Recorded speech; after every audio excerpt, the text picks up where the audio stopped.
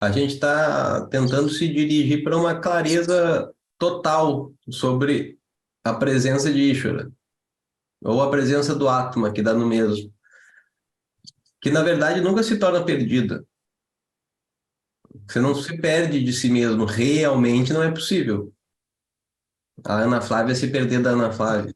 Ainda que seja imperdível, que seja autoevidente, ainda assim é encoberto por tendências da mente de quê? De isolamento, de carência, de conclusões da mente equivocadas sobre a natureza do indivíduo. Quer dizer, como se você fosse uma pequena coisa, uma coisa carente, uma coisa insuficiente. E isso gera em nós toda uma gama de sentimentos de carência e de frustração e de raiva também, de irritação, porque a gente queria, afinal de contas, ser grande, né? Quer dizer, ser livre de limitação. Quando você está dançando lá, no momento que você está dançando num bom dia, se você sai para dançar, é um dia bom, você está bem disposta, a música que você toca, que toca exatamente o que você queria, tá tudo bom. Você se perde na dança ali, né? É difícil até falar que a Flávia está dançando. A Flávia sumiu na dança e você está só numa coisa de puro desfrute, né? Você não está pensando, não tem ali uma Flávia limitada, né? Quando você está dançando. Você não está pensando, você está dançando e pensando nos problemas. E justamente o contrário, você dança para poder chacoalhar os problemas para fora de você, que nem um cachorro se chacoalha para se secar. Você dança para se chacoalhar né, daquela Flávia cheia de problemas e coisas a resolver e limitações a serem ultrapassadas e tudo isso. Então, o fato que a gente está estudando em Vedanta é assim, essa Flávia já existe agora em todos os momentos, quer dançando, quer não dançando. Essa é a clareza que a gente tem que... A gente está perseguindo, na verdade, né? A gente está perseguindo ela. Essa clareza em todos os momentos. E é claro que isso, a gente vai se aproximando disso mais e mais. Vai chegar o dia, professor, em que essa clareza vai ser total em todos os momentos, sem que eu me distraia disso, não sei se vai chegar esse momento. Mas o que importa também?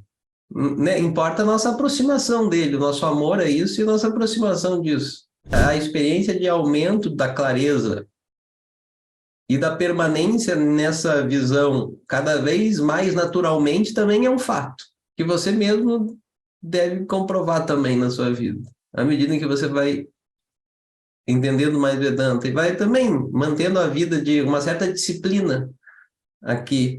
Sai para dançar, tudo bem, mas também não deixa de fazer a meditação de manhã, né? Faz as duas coisas.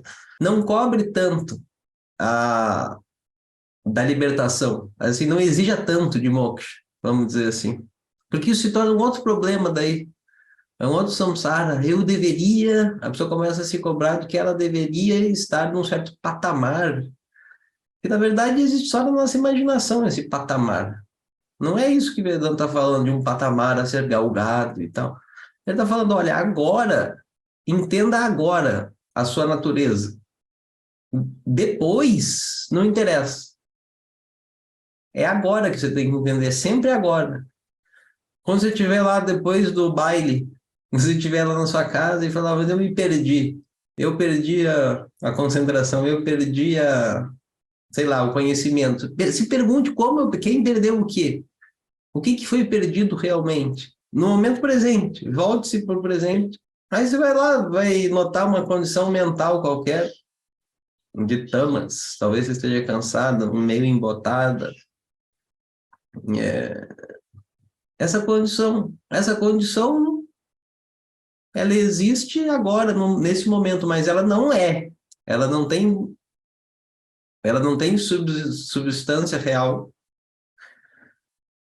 Ela é porque eu estou percebendo, ela é um objeto da minha percepção. Eu não sou idêntico a isso. Existe sempre essa distância. Ela não é essa distância, entre aspas, cognitiva entre eu e o objeto da minha percepção. distância de nível de realidade entre eu e a minha experiência, ela é um dado, ela é a realidade, ela não depende de uma experiência específica. Essa que é a clareza de Vedanta, e que não é perdida, pelo menos a princípio, porque se você se lembra disso, não interessa o estado da mente que você esteja. Você sabe que ela é menos real, no sentido de que o pensamento, ou a emoção, ou o estado mental dependem da minha presença. Mas a minha presença não é idêntica ao estado mental. Ela é diferente, quer dizer, eu sou aquele que percebe. Daqui a pouco a mente já está em outra. Aí você lá toma um suco verde, toma uma água de coco, descansa um pouquinho, de repente você está diferente já. Por que que você estava tão se importando tanto com o estado mental, se identificando tanto com o estado mental, dizendo, mas agora eu perdi o conhecimento? Quem perdeu? Essa é a pergunta sempre. Isso que é a contemplação de Vedanta é essa, não é necessariamente uma coisa formal, que você deve sentar e fechar os olhos. Não, você tem que se lembrar só. Mas espera aí, o que que eu tô... Quem se perdeu do quê? Eu não me perco nunca. Eu volto para essa constatação da realidade, de uma realidade que está sempre aí, que é você. E aí você se lembrar, ah, não, eu não me perdi, não. A grande disciplina é esse lembrar-se que eu estava falando, que é a abhyasa, É. é a repetição disso. Quem se perdeu, opa, me perdi, quem se perdeu do quê? Essa é a disciplina de Vedanta, é voltar para o ponto central, o ponto radical da questão, que é a minha natureza. Todas as disciplinas servem só para isso. Por isso que a gente senta formalmente em meditação, por isso que a gente faz pranayama, por isso que a gente fica em jejum, é para voltar para um certo ponto. A maneira como as pessoas voltam para esse ponto é muito pessoal, na verdade. E a disciplina ela serve assim como uma forma para a pessoa encontrar essa maneira pessoal de se encontrar.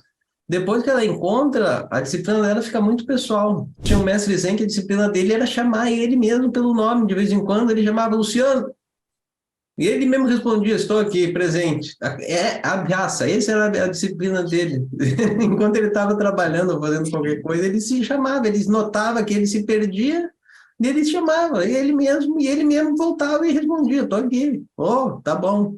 Achei que eu tinha me perdido. Ele vai falar assim, você não faz disciplina. Não, ele está fazendo disciplina. Aí que tá. Você tem que encontrar essa. E você está encontrando, você sabe? Qual é a sua disciplina? Porque senão não, não vai funcionar. Nada que é imposto externamente para nós funciona e é bom. E nem a gente em Vedanta está nesse nível infantil de precisar alguém nos dizer faça isso, aquilo, aquilo outro. Isso aí é coisa para criança. Não precisamos Pois, disso. Om Purnamada Purnamidam Purnat Purnamudachyate Purnasya Purnamadaya Purnameva Vasishyate Om Shanti Shanti Shanti Harihi Om Shri Gurubhyo Namaha Harihi Om